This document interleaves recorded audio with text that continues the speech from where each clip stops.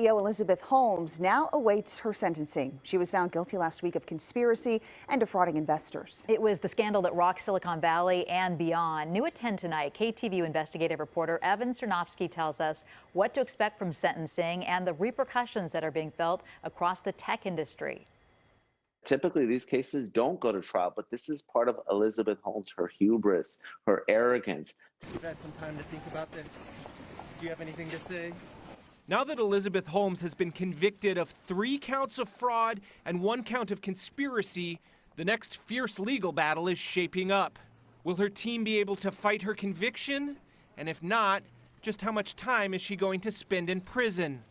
It's especially consequential given that Holmes had a baby between when she was charged and her trial.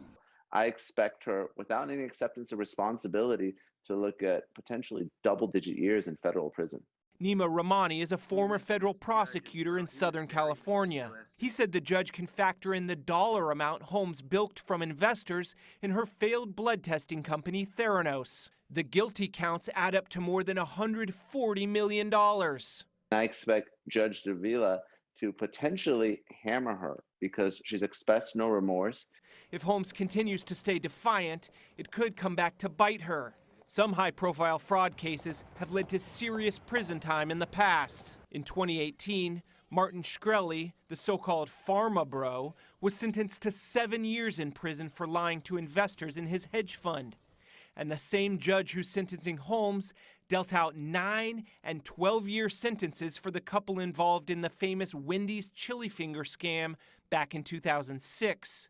They sued the fast food restaurant after the woman put a severed human finger into her own chili. Holmes's last hope may be to appeal the verdict, but the judge ran an ultra-careful trial and didn't give them much to contest. The case was litigated extensively by Holmes's defense team, and ultimately she got many of the rulings that she wanted. Prosecutors are expected to request a lengthy sentence. When the government brings a high-profile prosecution like this, they want it in part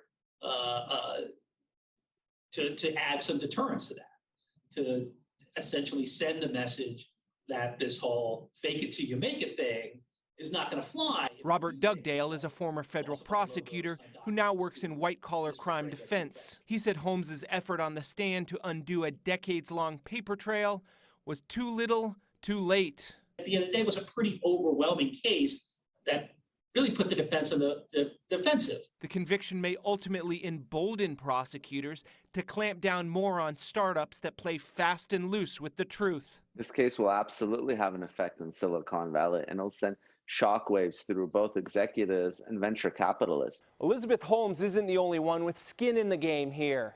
Her co-defendant and former Theranos COO Sunny Balwani is likely considering the conviction and coming sentencing as his trial approaches next month.